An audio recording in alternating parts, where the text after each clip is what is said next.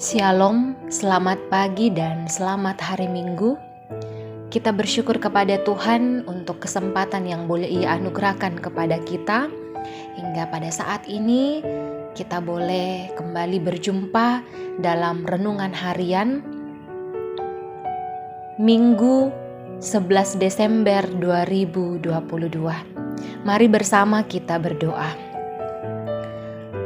Sungguh begitu luar biasa kasih yang Engkau nyatakan dalam kehidupan kami anak-anak-Mu.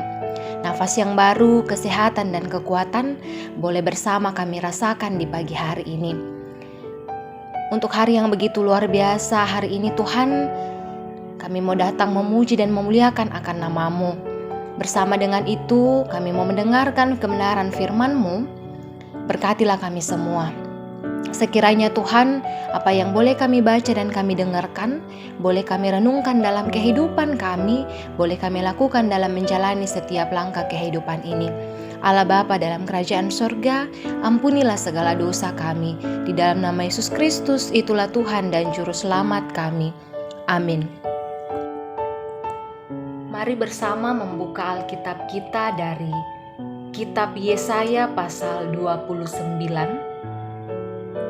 Ayat 17 sampai ayatnya yang ke-24. Firman Tuhan, keselamatan sesudah penindasan. Bukankah hanya sedikit waktu lagi Libanon akan berubah menjadi kebun buah-buahan dan kebun buah-buahan itu akan dianggap hutan? Pada waktu itu orang-orang tuli akan mendengar perkataan-perkataan sebuah kitab dan lepas dari kekelaman dan kegelapan. Mata orang-orang buta akan melihat.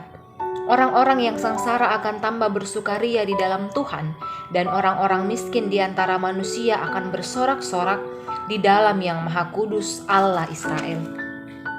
Sebab orang yang gagah sombong akan berakhir dan orang pencemooh akan habis, dan semua orang berniat jahat akan dilenyapkan. Yaitu mereka yang begitu saja menyatakan seseorang berdosa di dalam suatu perkara, dan yang memasang jerat terhadap orang yang menegur mereka di pintu gerbang, dan yang mendesak orang benar dengan alasan yang tidak-tidak.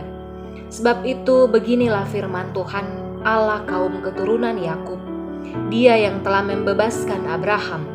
Mulai sekarang Yakub tidak lagi mendapat malu dan mukanya tidak lagi pucat. Sebab pada waktu mereka, keturunan Yakub itu, melihat apa yang dibuat tanganku di tengah-tengahnya, mereka akan menguduskan namaku. Mereka akan menguduskan yang kudus Allah Yakub, dan mereka akan gentar kepada Allah Israel. Orang-orang yang sesat pikiran akan mendapat pengertian, dan orang-orang yang bersungut-sungut akan menerima pengajaran. Amin.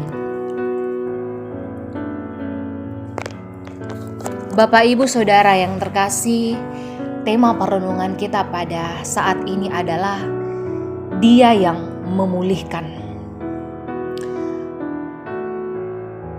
Pernahkah saudara menghadapi pergumulan hidup? Berbicara soal pergumulan hidup, tentunya bahwa kita semua pernah mengalami namanya pergumulan hidup. Tentunya bahwa berbeda-beda respon kita ketika kita mengalami pergumulan hidup. Beda orang tentunya, beda pergumulan, dan beda cara menghadapi dan melewati pergumulan tersebut. Kita semua pernah menghadapi pergumulan. Dalam setiap pergumulan kita, tentunya bahwa kita berharap ada jalan keluar. Dan saat ketika kita keluar dari pergumulan, tentunya ada rasa syukur yang kita ungkapkan ketika kita keluar dari pergumulan itu, ketika kita melewati pergumulan itu.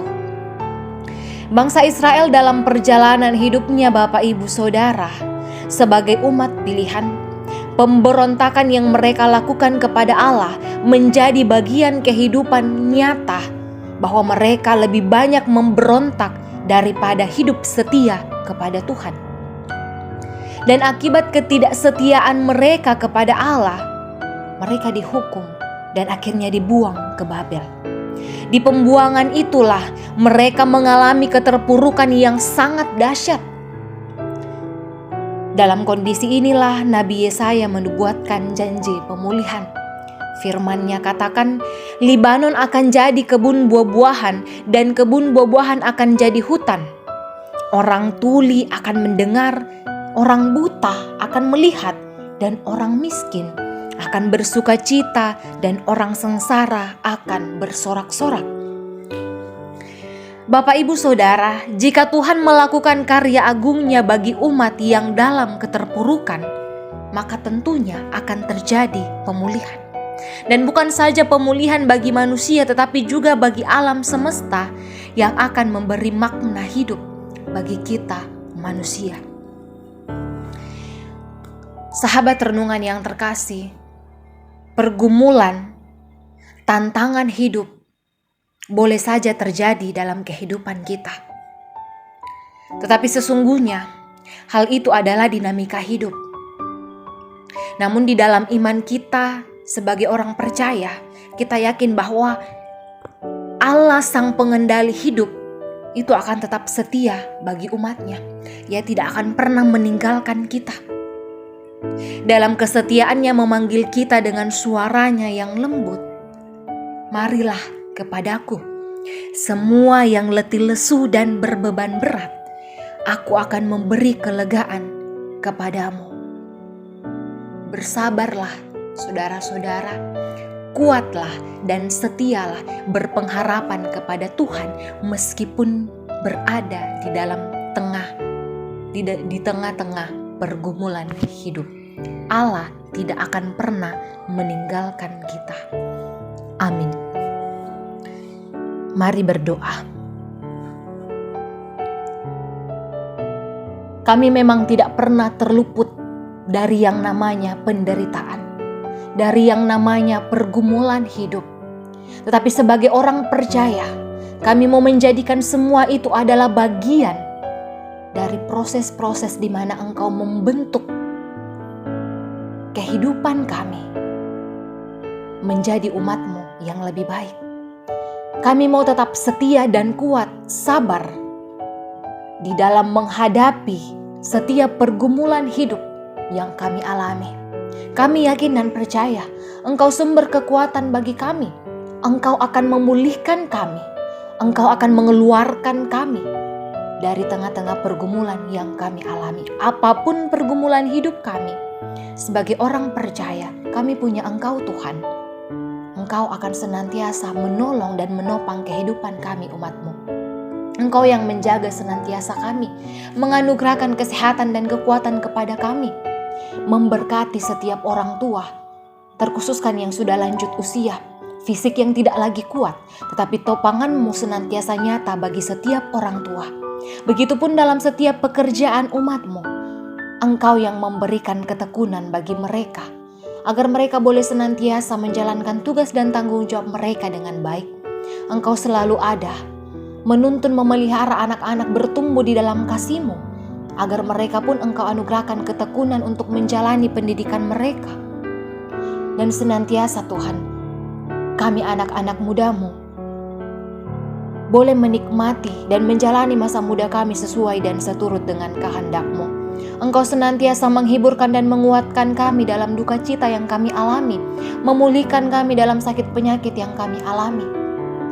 Kami yakin dan percaya Engkau memberi kekuatan bagi kami untuk melewati pergumulan ini, dan Engkau ikut campur tangan di dalam setiap rencana hidup kami umat-Mu. Allah Bapa dalam kerajaan sorga, seluruh kehidupan umat-Mu sepanjang hari ini kami serahkan ke dalam tangan pengasihan-Mu. Berkati bangsa dan negara ini Tuhan, jauhkan kami dari mara bahaya. Biarlah Tuhan, para pemimpin boleh Engkau anugerahkan hikmat dan kebijaksanaan, agar bangsa dan negara ini boleh senantiasa mengalami damai sejahtera. Ampunilah segala dosa kami Tuhan yang melawan kehendak-Mu. Biarlah kehendak-Mu yang senantiasa terjadi dalam kehidupan kami. Inilah ungkapan syukur dan permohonan kami. Di dalam nama Yesus Kristus, itulah Tuhan dan Juru Selamat kami. Amin. Demikian renungan kita pada hari ini. Terima kasih Bapak Ibu Saudara yang kekasih. Tuhan Yesus senantiasa memberkati kita. Selamat hari Minggu, salam sehat.